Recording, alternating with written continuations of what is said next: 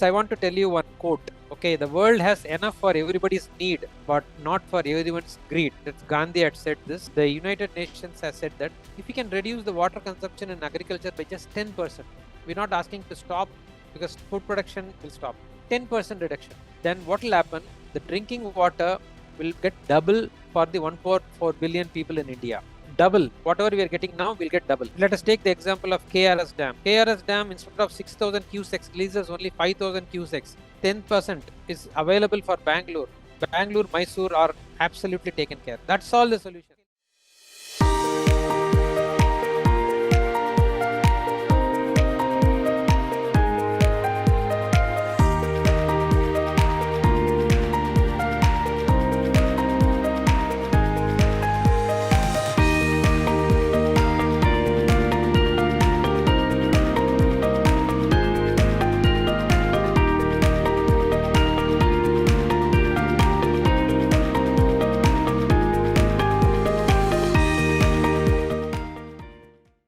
Technology solutions. Yeah, the technology is everywhere. AI is taking over our lives, right? So a lot of technologies are being invented to see how we can save water. This is something I have already implemented.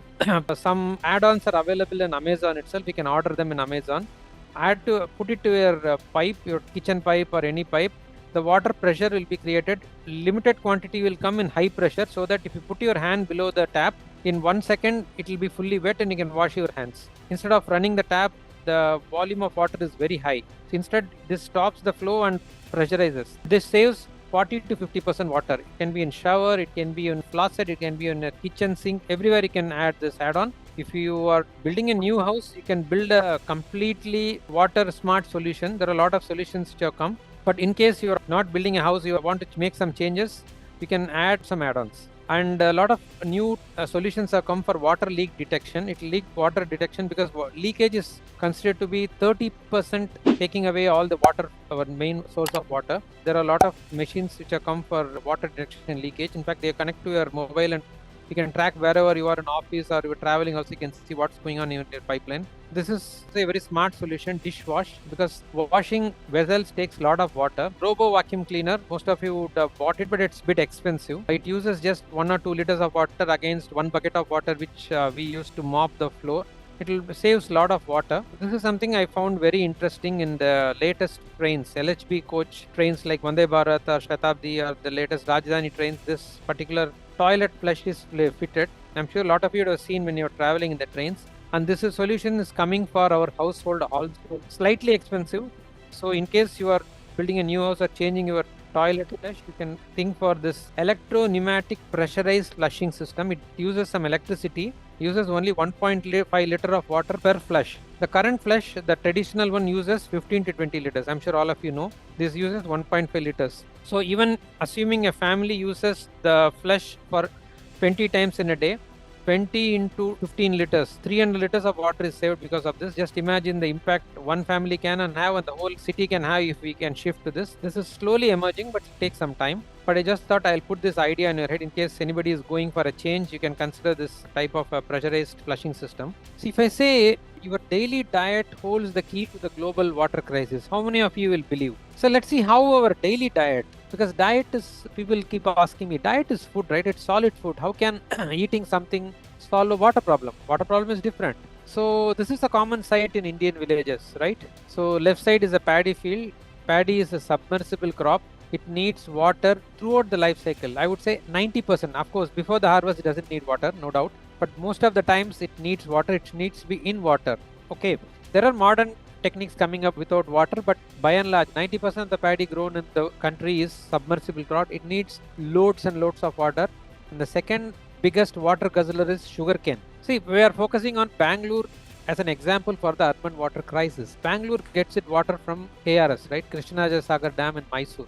So they are saying Sagar Dam is dry now. So what is happening to the water? Do you know how much water KRS Dam is located on in the southern part of India? Who are not aware of it. Kaveri is one of the most prominent rivers of South India. I would call it as a lifeline where the civilization of Tamil culture thrived few thousand years back. The Cholas, all those kingdoms were thriving in the Tanjavur and Kaveri belt. So the civilizations were built on Kaveri and it's so sacred for the land actually. Sagar Dam is in Mysore, built on Kaveri river. One of a massive project built by Vishwa. It's an amazing feature engineering feat.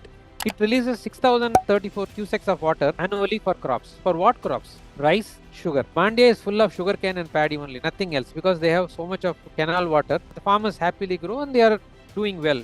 Very good. In fact, we need farmers to grow food, right? That's how we survive. No problem with that, right? You know, 1 cubic water, what it is? 28 liters. That is every second KRS dam releases 168,000 liters. That is 1,68,000 liters per second is what the dam releases.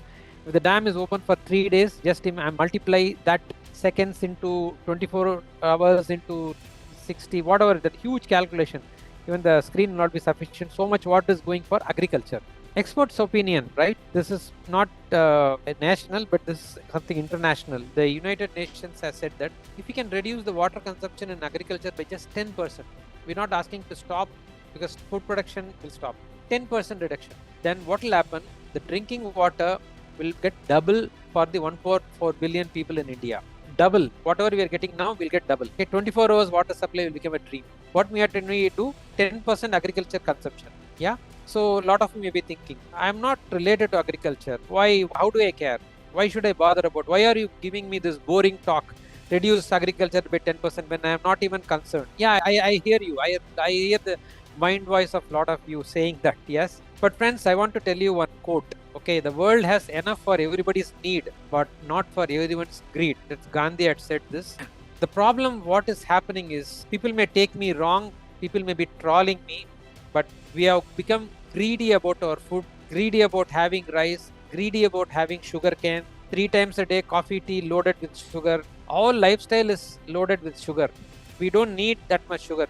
Because of the demand, farmers and factories are producing water guzzling crops like paddy and sugarcane, right? And what happens, the best part is we use water, we grow these crops rich in carbs, we consume them in excess quantity without consciousness and land up in lifestyle disease like diabetes and cardiac problem. And after 50s, we spend our times consuming diabetic tablets, insulin, visiting doctors for joint problem, cardiac problem. See, as I said, everything is interrelated. You can't see things in isolation, right? Health problems, where are they coming from? How are they related to water problem? They are related. So we'll get into some statistics of how this is happening. Okay.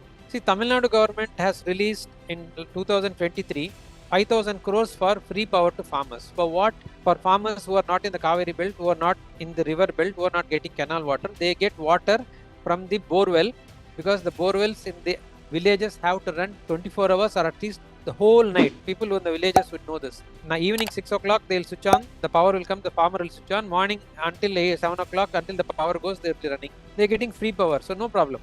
Farmers need support, I'm not denying that. But free power to feed your paddy at our tax money cost. Just imagine that, right? So multi-crore irrigation projects. Do we need such mega irrigation projects for drinking water? No, we just need a small check dam to take care of the city like Hyderabad or Bangalore, right? We don't need a multi-crore irrigation project.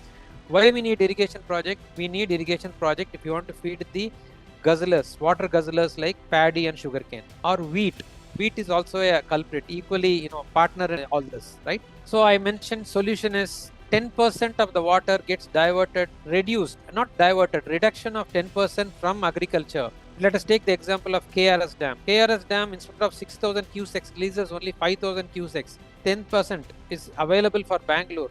Bangalore, Mysore are absolutely taken care. That's all the solution. Okay, let's dive into some more statistics. Okay, rice needs 3,000 liters of water. People from agriculture background will say 4,000, 5,000. I have kept it on low just to be on the safer side. Okay, 3,000 liters of water for 1 kg of paddy is needed. Millets grow with 500 liters of water. I am talking about alternative crops rather than rice. Even legumes need 800 to 1,000 liters, like your tur dal, your moong dal, all these things. The yellow, we call it as the legumes, right? Legumes or the lentils, whatever you call it. They also need less water, but unfortunately we can't make them as our standard diet. We need some grains like rice, wheat, millets. Above that we need the pulses. Above that we need vegetables and other things to satisfy our diet. So I'm focusing on the foundational thing, right? The rice, the bottommost part of our plate on which other things fall, right? So millets are rain-fed. Right? They don't need water. They grow only 1 or 2 rainfall is sufficient. They don't need borewells. They don't need irrigation canals. They don't need dams, 24-hour running power, free power to farmer. They save on your tax money. They are just rain-fed. So the solution, what I am saying is, by shifting just one meal. I'm not saying shut down rice, shut down wheat. I'm not saying that. Okay. I'm not asking you to change your complete food habits. One meal of a day. We have 3 meals a day, right? Just one meal of a day. Shift to other 2 meals. You have whatever you want. Whatever you have currently, you continue to have. Enjoy the food. One meal of a day. Shift to millets, and you'll be surprised to know you can save your own water requirement. So people ask me, oh, I'm new to millets. It's very difficult to eat. It's not possible to shift one meal. Even one meal is difficult. I tell them, don't worry. Don't worry. Don't even shift one meal. Make 50% of that meal into millets. For example, I'm sure most of you would know idli dosa, right? So we can make idli out of millets, right? It's very easy. It looks like rice idli except for the slight color. Okay, even if you are not able to consume millet idli, use 50% millets. You are reducing 50% paddy, right? 50% rice. Instead of 2 cup rice, 1 cup rice, 1 cup millet, and 50% you are shifted. Your children or your family doesn't even know you use millets, right? Because rice is dominating. By that, you are using 50% millets, you are saving 50% on paddy. The demand for paddy crop is coming down. The farmers will start moving. See, why are farmers growing paddy and sugarcane in the various belts? Tell me. It's because we consumers demand it.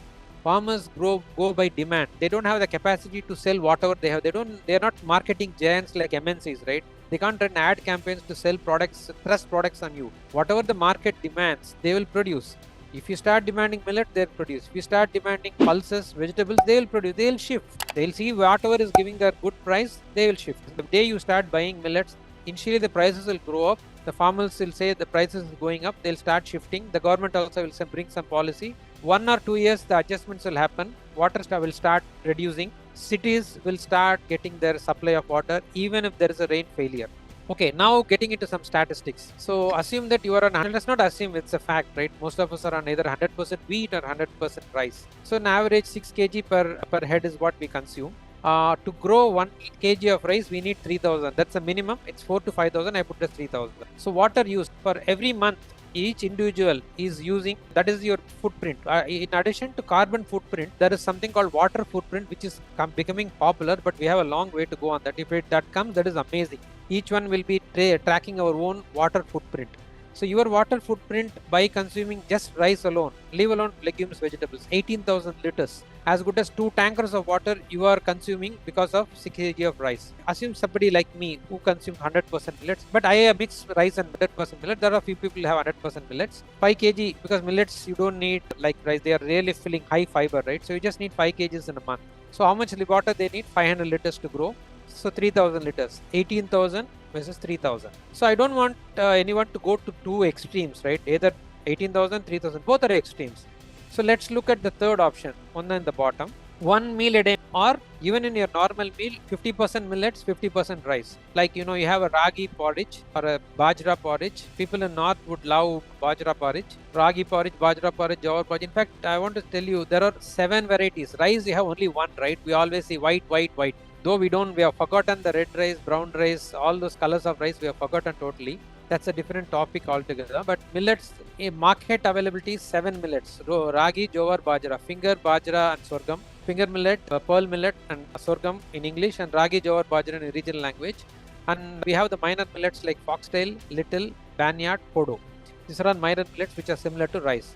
There are 7 varieties you can have 7 days. 7 days of the day, each day you can try with new millets mixed with rice. You can have 1 glass of ragi porridge, very good, rich in calcium, high in fiber, and then have your normal rice plate, right? 50% of your diet is millet, right? When you're making idli or dosa, 2 cups of rice, stop that, have 1 cup rice, 1 cup ragi or jowar or foxtail, add it. Nobody will know that you added millets.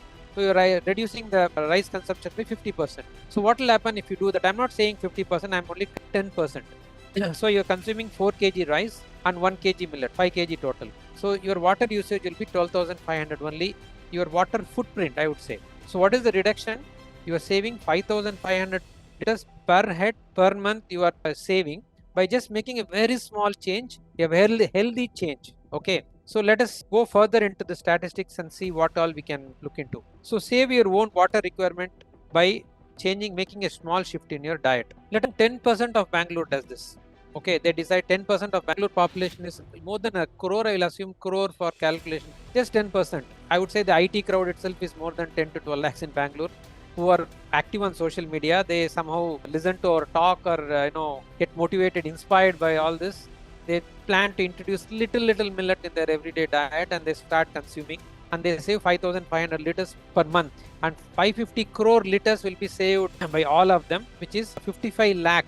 That is 55 lakh is, I think, 5.5 million cubic meters of water saved per month, which is exactly the requirement of Bangalore monthly drinking water supply. This is mind-boggling, right? 10% of Bangalore just shifts one meal of a day, or 50% of their diet with little millets, and within 1 or 2 years, things will settle down. The KRS water will start flowing to them 24/7, whatever they need, right? This is based on the calculation. A person need 150 liters of water per day. Into 30 days, 4,500 per month. By shifting one meal, you can save 5,500 liters, which is your own requirement you are able to save, right? And you are able to, 10% can feed the whole city. This is amazing, right?